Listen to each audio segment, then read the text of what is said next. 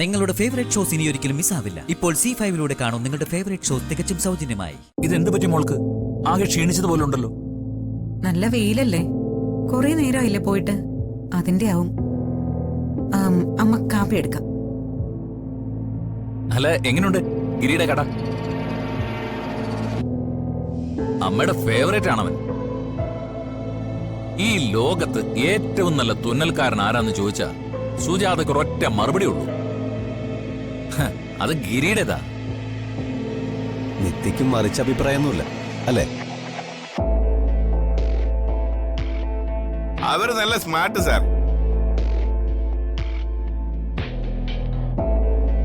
எப்ப பார்த்தாலும் சுஜாதா மேடம் எப்படி இருக்கு, ஜோதி மோள எப்படி இருக்கு എന്നெല്ലാം കേട്ടുകൊണ്ടേ ഇരിക്കും.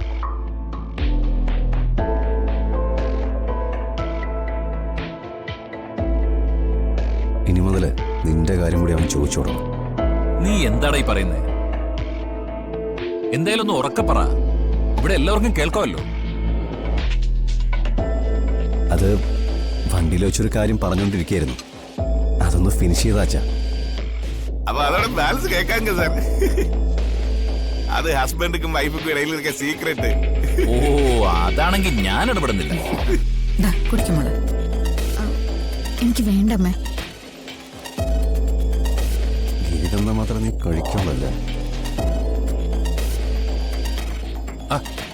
മോള് കാപ്പി കുടിക്കൂ.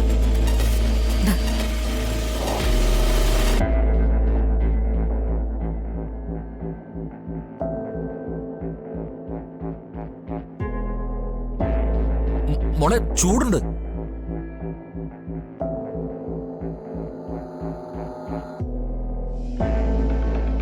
എന്താ മോളെ ഇത്? അതയാളുടെ ടെൻഷൻ കൊണ്ടാണച്ചാ. എന്ത് ടെൻഷൻ? നിത്യക്ക് ഈ ലോകത്തിൽ ഒറ്റ ടെൻഷനേ ഉള്ളൂ വെച്ചാ, അയാളുടെ അച്ഛനെ കുറിച്ച് ഓർത്തിട്ട്. ഓ, വണ്ടിയിലും കുറെ സമയം ഇങ്ങനെയായിരുന്നു. എന്റെ മോളെ, അതായിരുന്നോ കാര്യം? മോളൊരു കാര്യം ചെയ്യ, മുറിയിൽ ചെന്ന് ലാപ്ടോപ്പ് എടുത്തു വെച്ച് അച്ഛനെ ഒന്ന് വിളിക്ക. കുറെ നേരം സംസാരിക്കുമ്പോ ശരിയായിക്കോളും.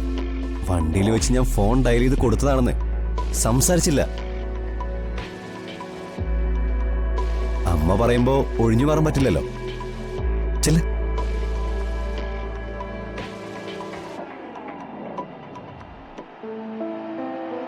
നിത്യമോളും അച്ഛനും തമ്മിലുള്ള ബന്ധം കാണുമ്പോ ആർക്കായാലും കൊതി തോന്നി പോവും. ജീവൻ സാറേ, രഘു സാർ சொன்னது പുരിഞ്ഞതാ. നിത്യ മാഡം അച്ഛനെ സ്നേഹിക്കുന്നത് പോലെ നീങ്ക അച്ഛനെ സ്നേഹിക്കുന്നില്ലാന്ന്. ഓ, നീ മിടുക്കനാണല്ലോടാ. അതിനാ അങ്ങനെ ഒരു അർത്ഥം നീ കണ്ടുപിടിച്ചോ? സുമ്മാ. ചിലര് സ്നേഹം അഭിനയിക്കും, ചിലര് റിയലായിട്ട് സ്നേഹിക്കും. അതാ വ്യത്യാസം. നിത്യമോളുടെ കാര്യത്തിലാണെങ്കിൽ അവൾക്ക് കളങ്കം എന്താണെന്ന് അറിയില്ല. വെറുക്കുന്നവരെ പോലും സ്നേഹിക്കാനേ അവൾക്കറിയൂ.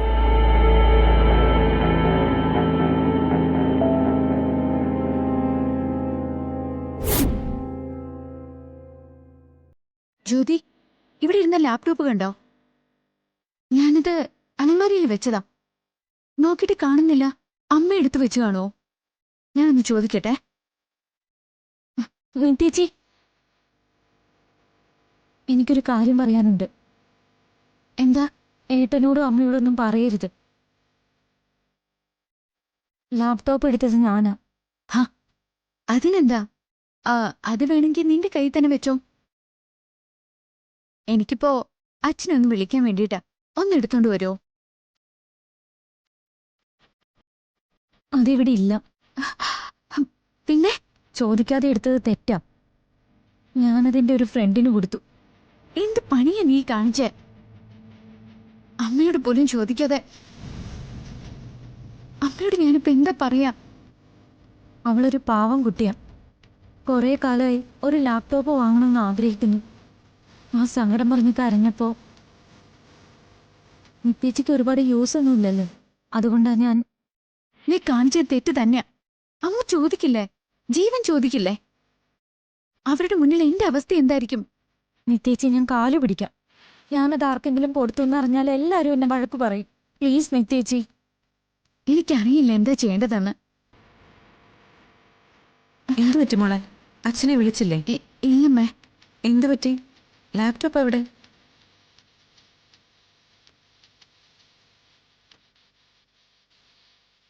ലാപ്ടോപ്പ് അതിവിടെ നോക്കിയിട്ട് കാണുന്നില്ല. കാണുന്നില്ല?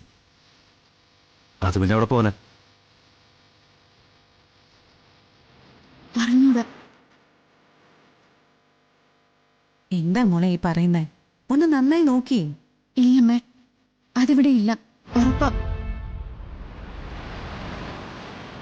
നമ്മളെ വീടിന്റെ അകത്ത് നിന്ന് ഒരു ലാപ്ടോപ്പ് എടുത്തു കൊണ്ടുപോകാൻ മാത്രം ധൈര്യം ആൾക്കാർ.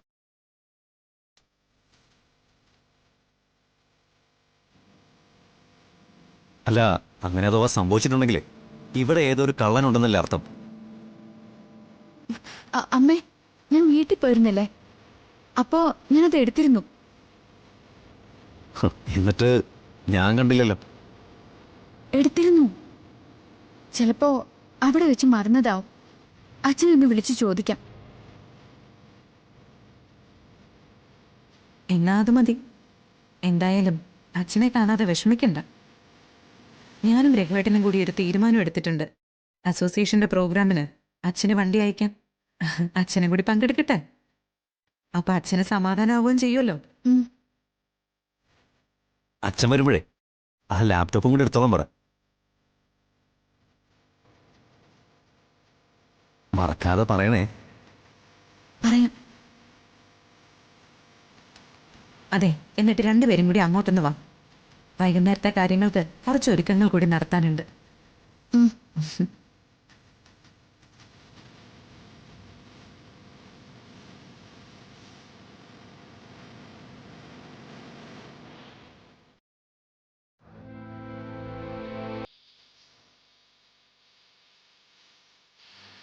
വൈകുന്നേരം അച്ഛൻ വരുമല്ലോ അല്ലേ? വരട്ടെ.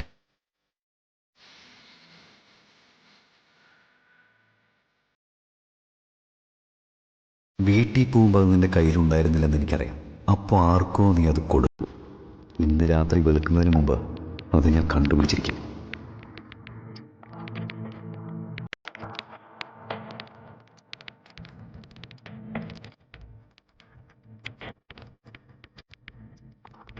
താങ്ക്സ് നിത്യേച്ചി. ഞാൻ ശരിക്കും പേടിച്ചു പോയി. നിന്റെ പേടി മാറി, എന്റെ അവസ്ഥയോ? ജ്യോതി, ഞാൻ കാര്യമായിട്ട് പറയാം.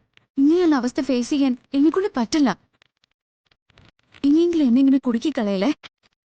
ചേച്ചി, ഇതിന് ഞാൻ പരിഹാരം ഉണ്ടാക്കിക്കോളാം. ചേച്ചി പേടിക്കണ്ട.